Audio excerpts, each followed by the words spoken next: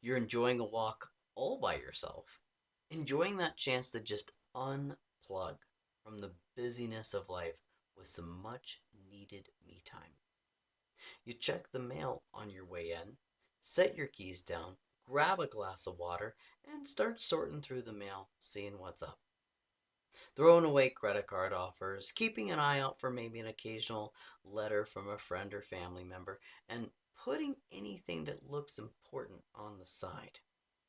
You see what looks like a bill with just your partner's last name on it. No recognizable company, just a random address from Las Vegas, Nevada. Curious. You open it up and begin to read the past due notice. The minimum credit card payments have been declining each month due to multiple attempts to reprocess, multiple emails and robocalls. Fees were accruing, and now the collections were getting involved. Total amount due $16,231.82. This has got to be a scam, right? I mean, you and your partner have decided for some time now to each pay off your own credit cards. You've been living like no one else so that later one day you could live like no one else. Upping that credit score would help both of you qualify for that future home together. You've been frugal, strategic, saying no to things, making those extra credit card payments when you can. But this bill looks legit. The creditor's reputable, and the demand letter definitely has your partner's full name on it. Reality begins to set in. Looks like tomorrow's relationship check in is going to be an interesting conversation. The time comes when both of you can carve out that quality time together, and at the appropriate time, you show them the demand letter and ask if it's real or not, only to find out that yes, it is real. After they explain what happened, you start putting two and two together and realize that all that time that he spends at his weekly guys' nights, or maybe all that time that she spends with her friend Cheryl, was actually an opportunity for them to feed their gambling addiction. You see, separate finances gave your partner the privacy to make minimum payments out of their paycheck. But as the debt accrues, the minimum payments were becoming harder and harder to manage. How do you feel right now, sitting in the living room, finding out that this bill is legit? You've been so intentional, putting in the work to get debt free, to raise your credit score, to get a place where you can buy your own home with your partner to raise that one day family in. But seriously, how are you feeling? Maybe you feel shocked and betrayed. How could they hide this from me? Trust is shaken at its core, not just by the financial secrecy, but by the addictive behavior behind it. Perhaps you're feeling disappointed. The hopeful vision of buying your house together, that shared future, that dream, now gone, now feels distant, may even be destroyed altogether. That sense of those shared goals and teamwork is fractured. Maybe you're feeling anger and resentment. Angry about the lies, the broken trust, the consequences that now you have to deal with too. Resentment may build over having to clean up a mess that technically you didn't make. Maybe you're coping with some fear and anxiety, worried about the financial fallout, the credit damage, debt repayment, and how this is going to all affect the future. Fear of a relapse, fear that the addiction itself hasn't even been addressed. Maybe you're feeling grief and loss, just mourning the relationship that you thought you had, the safety, the honesty, the shared progress. Maybe you're experiencing some self doubt or just overall confusion, wondering, how did I miss this? Or what does this say about me or us? Feeling torn. Do I support my partner through this? Do I just call it quits? Where do we go from here? Really connect with those emotions. This kind of betrayal isn't just financial, it's emotional. It undermines the foundation of transparency, mutual responsibility, and trust in your partner. Well, welcome to Mars Venus Coaching. I am your gender intelligence coach, Clay Smith. And in today's episode, we're going to explore the concept of mental monogamy. We're going to define terms and unpack what monogamy and infidelity look like in 4 primary areas in a relationship. We're also going to dive deeper into understanding why people cheat, along with, I'm going to leave you with some few first steps that you can take to begin the repair process if you or your partner has had a breach in trust through engaging in infidelity. If both of you are willing and able to take those steps necessary to sustain permanent changes in your behavior, there is space for reconnection and renewal. I want to get this point across by comparing mental monogamy through a budgeting or financial perspective. Now, be patient as we unpack this dynamic in the context of a committed relationship. Let's quickly define some of these terms just so you'll know exactly what I mean when I refer to them throughout our conversation today. Mental monogamy. This is the intentional practice of maintaining emotional, psychological, and romantic exclusivity with one partner. Not just in actions, but in thoughts, fantasies, and focus. It involves just directing your deepest attention, desire, and relational energy towards your partner, even in a world full of digital distractions and endless options. Infidelity, on the other hand, is a breach of trust. This occurs when one person violates the agreed upon boundaries of a committed relationship, either physically, mentally, or emotionally. Although infidelity can take place in many forms, I want to take a moment to talk about 4 primary breaches of trust. First and foremost, the physical infidelity, right? That's your most obvious. It's that engaging in sexual activity outside the relationship. But then there's emotional infidelity. We have to consider that as well. That's developing deep emotional intimacy with someone else, often involving secrecy or emotional withdrawal from their primary partner. Then we have mental infidelity, regularly fantasizing about or mentally investing in someone else other than your partner in ways that diminish the connection or loyalty. Lastly, there's digital or cyber infidelity, flirting, sexting, building romantic and sexual connections online without a partner's knowledge or consent.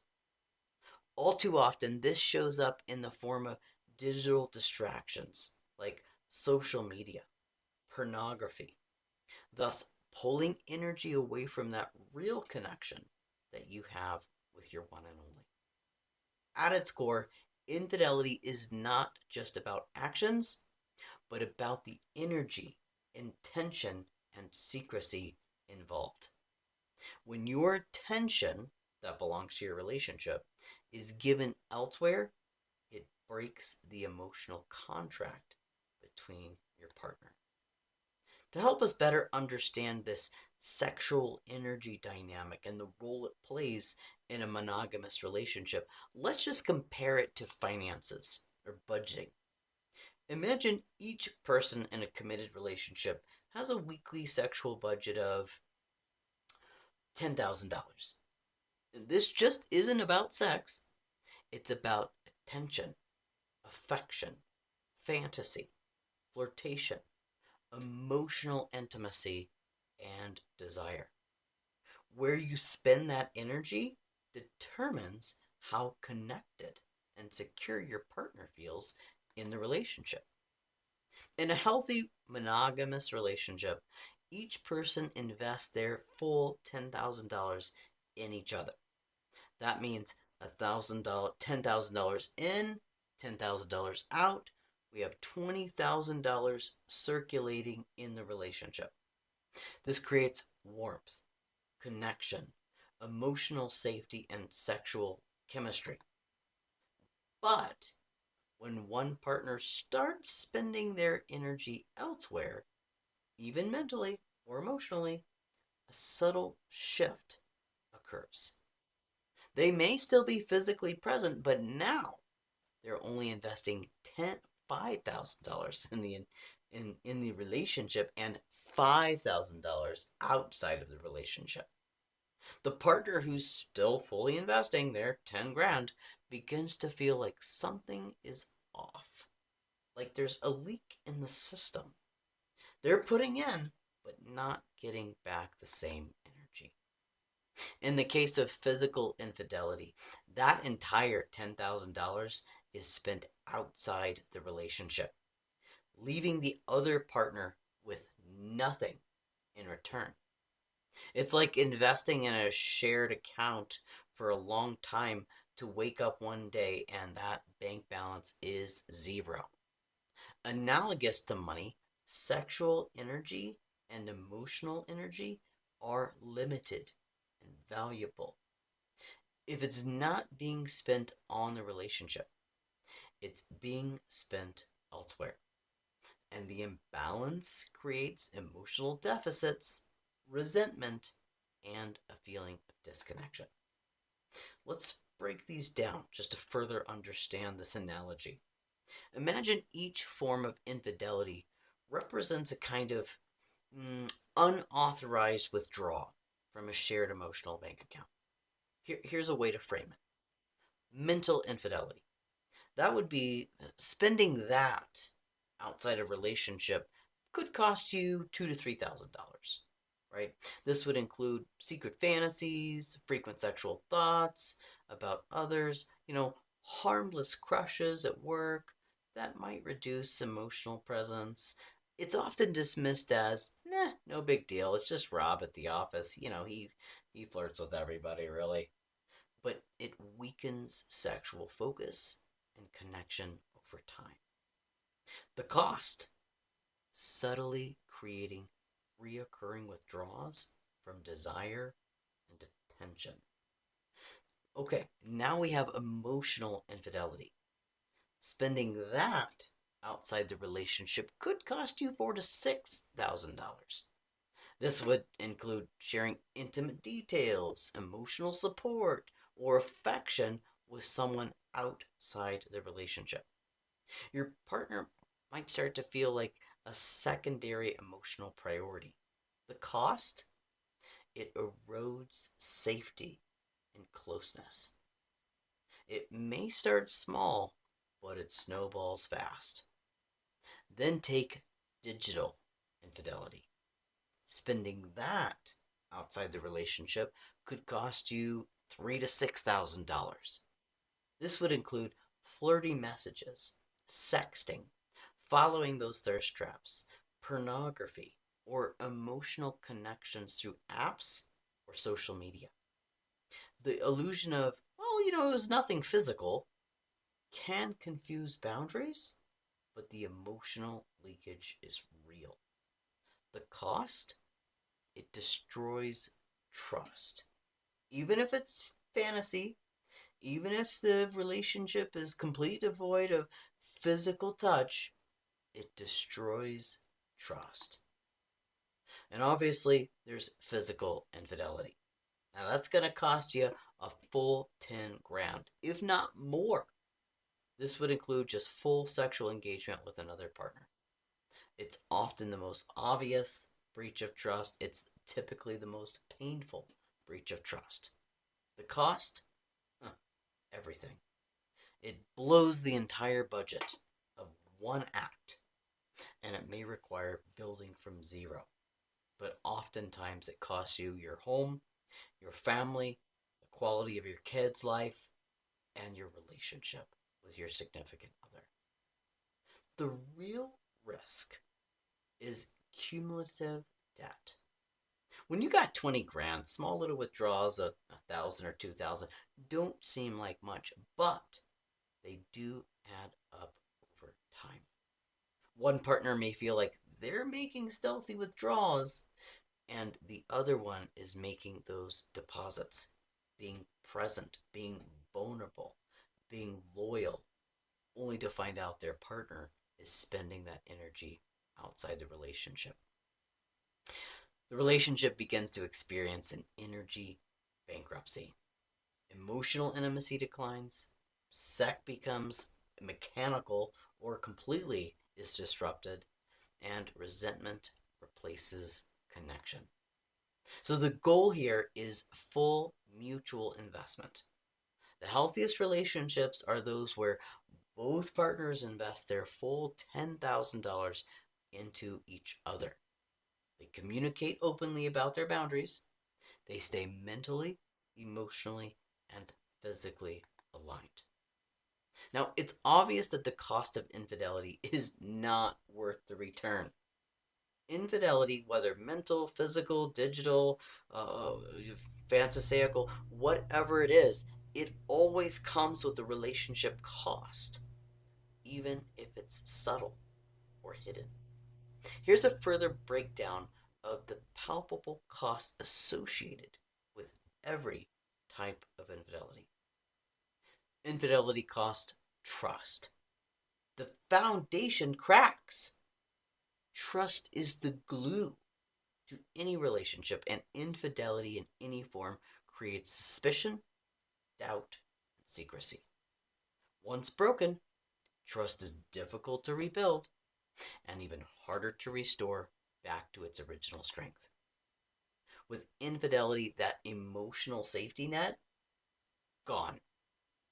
When one partner's emotional or sexual energy goes elsewhere, the other feels unsafe, unwanted, and not good enough. This lack of safety causes withdrawal, defensiveness, and disconnection. Infidelity costs honest communication. It completely shuts down. Infidelity often involves secrecy, lies, omissions. Even small little secrets begin to contaminate the space between partners, making it harder to be open, to be vulnerable, or emotionally transparent. Infidelity costs sexual intimacy. Of course, it's lost. Sexual desire fades when emotional connection is damaged. Let me just say that again. Sexual desire fades when emotional desire is damaged. Fantasizing about others, digital distractions, physical withdrawal will kill desire for your partner, which, of course, is going to make them feel undesirable. Infidelity costs mental bandwidth. It now becomes divided. Investing emotional or sexual energy elsewhere reduces how much presence and attention you can give your partner. The relationship becomes drained, not because of neglect, but because energy is being spent outside of it. Infidelity costs relational progress. It stalls or even halts. Infidelity halts that momentum. Emotional and personal growth as a couple freezes while trust is being renegotiated or repaired. In some cases, Couples stop building their life together and shift into a survival mode. Infidelity erodes self esteem for both partners. The betrayed partner may question their worth. Why wasn't I good enough? Where the unfaithful partner may deal with guilt, shame, or emotional confusion, even if that affair was never exposed. Infidelity accumulates emotional debt. The relationship now becomes way unbalanced. One partner may feel like they're only giving while the other one is secretly withdrawing. Over time, this is going to build resentment, loneliness, and emotional numbness. Lastly, infidelity instigates a risk of relationship loss. As I mentioned before, left unaddressed, infidelity in any form can lead to breakups, divorce, or a permanent emotional divide. Even if the couple still stays together, they act like roommates. The thing I want to leave you with: infidelity erodes emotional intimacy, trust, and undermines that security that makes all relationships last. So we know we shouldn't do this, but why do some couples still choose infidelity? Couples, or more precisely, individuals in a monogamous relationship, choose infidelity in all its various forms, not simply out of malice or because they had nothing to do on a Friday night, but often as a response to unmet needs, unspoken emotions, and unresolved dynamics within themselves or the relationship. Here's a breakdown of 4 primary reasons why people choose infidelity, comparing why it happens with what it supposedly offers in the heat of the moment. Some choose mental infidelity for the fantasy escape. It comes from a place of boredom, routine, feeling disconnected in their relationship. There's a desire for excitement without the consequences. Maybe there's an avoidance of intimacy through their internal distraction. They can mitigate some of that pain. What mental infidelity supposedly offers is a private world of fantasy, control, and idealization without all of the messiness of a relationship. Now, some people choose emotional infidelity out of the need to feel seen and understood. Infidelity is chosen from a place of feeling emotionally neglected or unappreciated in their current relationship. Maybe there's a longing for deeper connection. Maybe they need to be validated or just have meaningful conversations with their partner, and that's not happening. So there's a fear of vulnerability with their own partner. They're going to go shopping outside of that to get those needs met. What emotional infidelity supposedly offers is closeness, having that confidant, a sense of being seen without the risk of direct conflict at home. Now, some people choose digital infidelity, which is the low risk but high stimulation plan. Infidelity is chosen from a place of instant gratification without physical risk. Watching porn, gratifying yourself in the moment, is a lot easier than facing rejection from your partner. It's chosen out of a place of curiosity, validation, or an ego boost in the form of those likes, instant messages, or overall attention on social media. It's a slippery slope that begins as harmless fun. Now, what digital infidelity supposedly offers in the moment is excitement, validation, with the illusion of secrecy and control. And lastly, some people choose physical infidelity for escape, excitement, or revenge. Infidelity is chosen from a place of that desire for novelty. Maybe there's some unresolved resentment between their original partner, or perhaps an opportunity meets temptation. There may be feelings of emotional or sexual starvation in their current relationship, or it could just be self sabotage, thrill seeking, or acting out of unprocessed trauma. What physical infidelity supposedly offers in the moment is that temporary rush, physical validation, or false sense of freedom, followed by guilt and shame. To sum it up, underlying common reasons of infidelity across all forms are unmet needs: emotional, sexual, and psychological, poor communication or emotional avoidance, low self worth or identity crisis, resentment and unresolved conflict, opportunity and a lack of boundaries, or just a lack of an awareness of the impact, believing, well, it's not that bad, nothing physical happened, right? The better perspective is that most people don't cheat because they're bad. They cheat because they're disconnected from themselves, their partner, and the purpose of their relationship. Infidelity is often a symptom, not the root issue. Now, I know I've been hating on infidelity, so I do want to jump over to briefly mention some positive qualities, some benefits of a happy, healthy, monogamous relationship.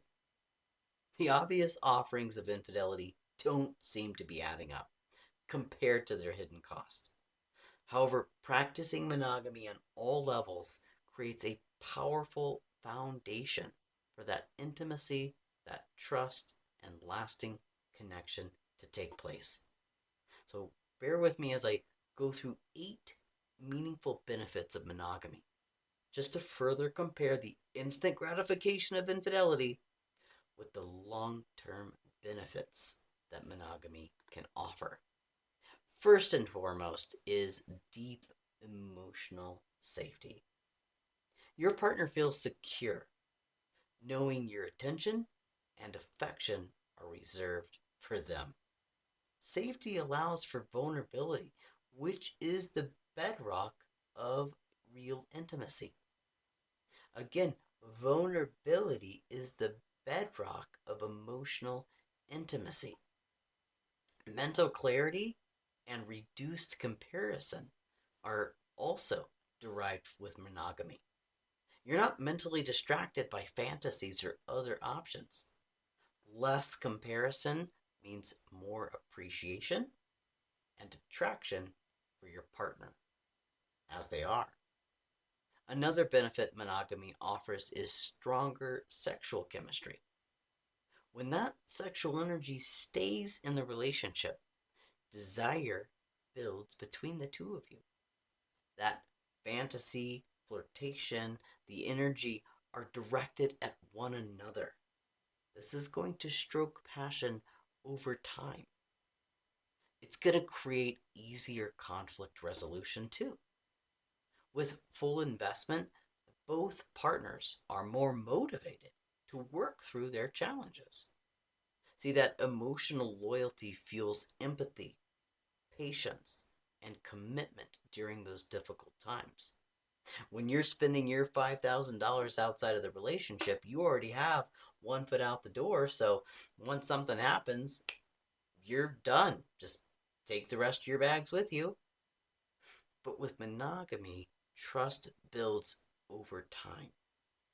Trust isn't built by just avoiding betrayal. It's built by choosing your partner again and again, even in thought. Full spectrum monogamy reinforces that your partner is emotionally and sexually safe with you. Monogamy also assumes long-term emotional growth. Those all-in relationships create space for each person to evolve, knowing their growth is witnessed and supported. When you're not outsourcing your emotional needs, the relationship becomes a container for healing and transformation. With monogamy, you certainly become a magnet in your presence. You become more present with your partner, emotionally available for them, the qualities that make you more attractive to your partner, and thus that presence draws your partner and keeps them closer to you. It's like our mirror neurons are kicking in. As we're more present with them, they want to be more present with us. Lastly, monogamy aligns your values and integrity. Living in alignment with those shared relationship values creates inner peace and relational congruence. It feels good to know that your energy is going where your heart is. Now, for those of you who are familiar with a biblical background, I always thought it was interesting how the Bible emphasizes the importance of honoring the emotional and physical boundaries of a committed relationship. There's a long standing moral principle that warns against desiring someone else's partner, not just in action, but in thought. This idea goes beyond just physical betrayal. It includes the emotional affairs, the quiet erosion of trust that begins in the heart and in the mind. At the same time, though, these traditions celebrate desire and intimacy within a committed relationship. Passion, when rooted in love, loyalty, and mutual respect, is seen as something that is supposed to be a powerful force for connection. Far from a shaming desire, these teachings actually elevate it. When when it exists inside the sacred space of a relationship, it strengthens that emotional security. I guess what this boils down to is that mental monogamy prohibits imaginative sexual energy outside of a relationship, but actually encourages lustful thoughts towards your partner in a committed monogamous relationship. Again, it's spending that sexual energy on your partner.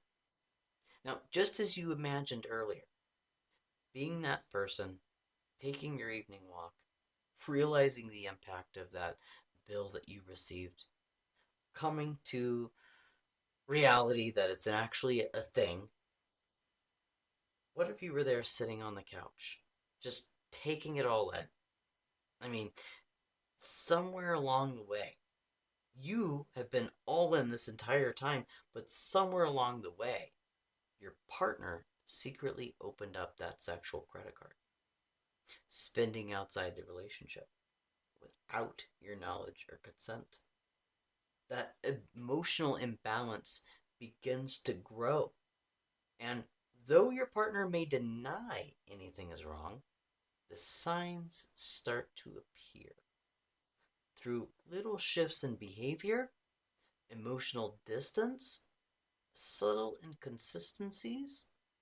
Even if no clear confessions are made, your intuitions matter.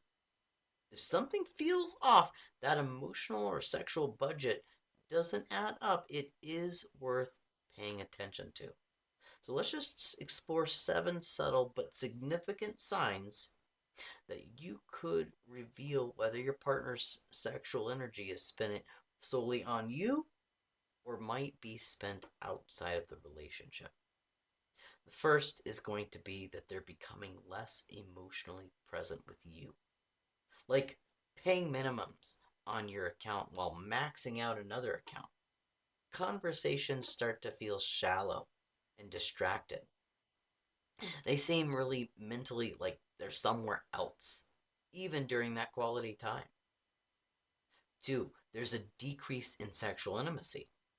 They're spending their budget somewhere else. There's nothing left for you.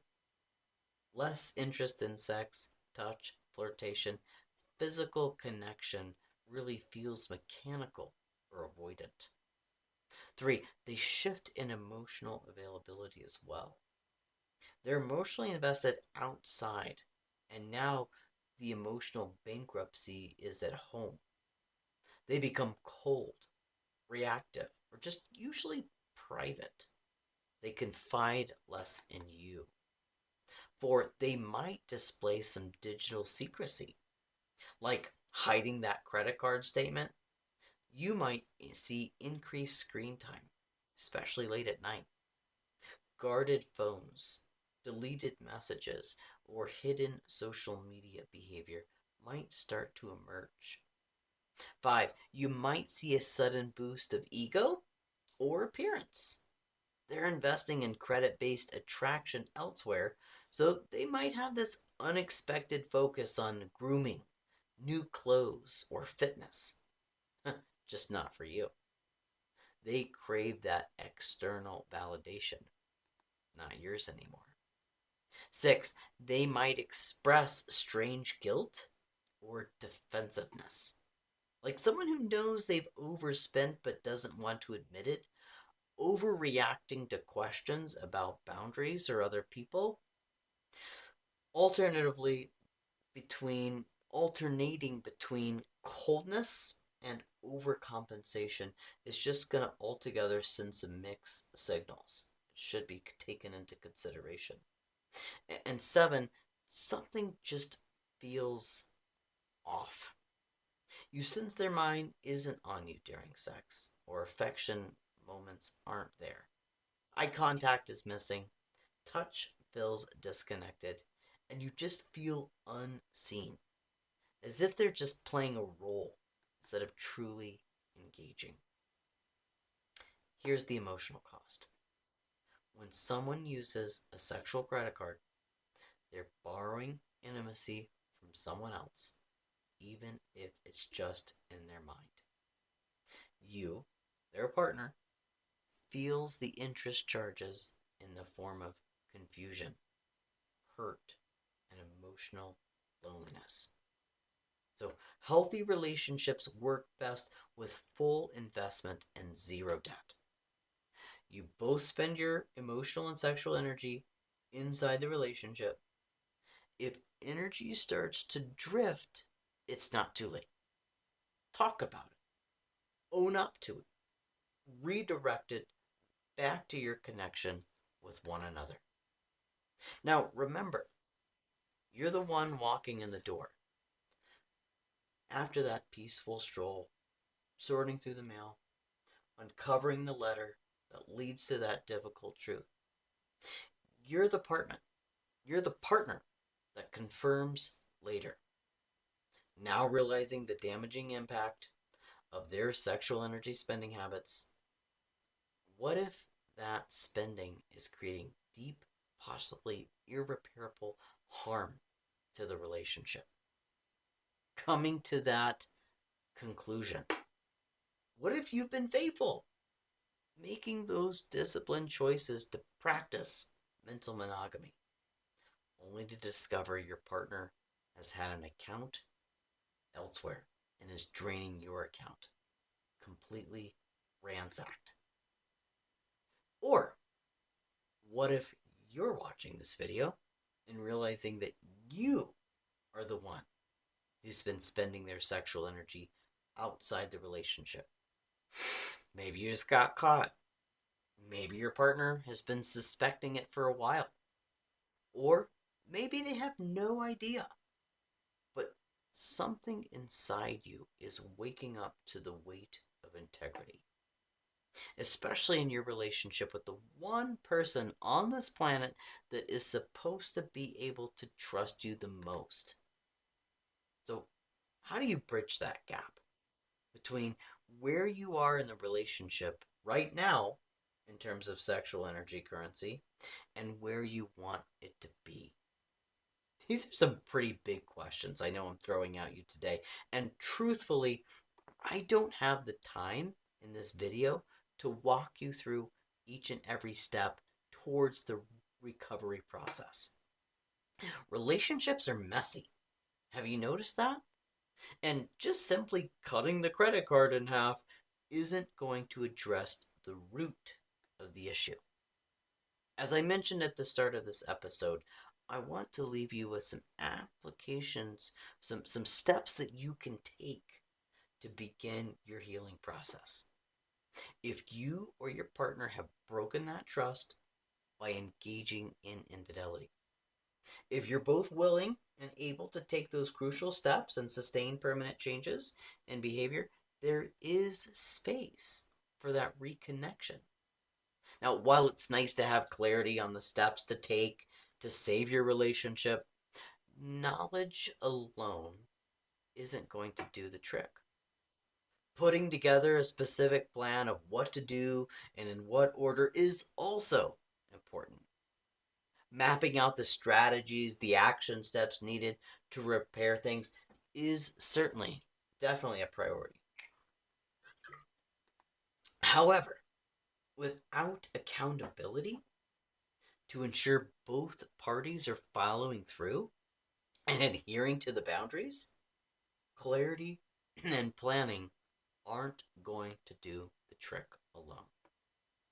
We all know we should change our diet, get our ass in the gym, but without outside accountability, old habits remain, and those New Year's resolutions leave us with a feeling of guilt and shame for not following through. The first step in navigating through this relationship credit restoration journey is integrity. Be honest with yourself. Scan your relationships. See if there's any harmless or intentional forms of infidelity. Scan your thoughts and emotions. Any elements of infidelity that you harbor towards someone else? Robert at the office?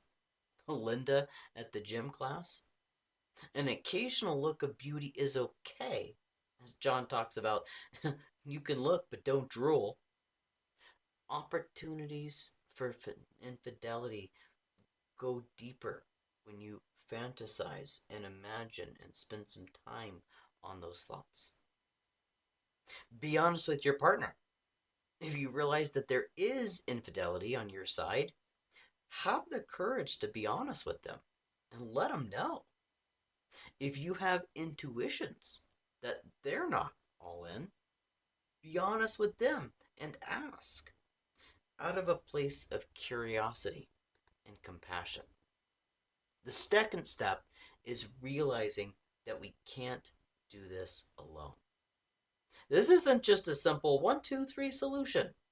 We have to first gain clarity of the root of the problem, put together a specific action plan on things that are applicable to your situation, and then instill the accountability to follow through, which is paramount to creating sustainable changes.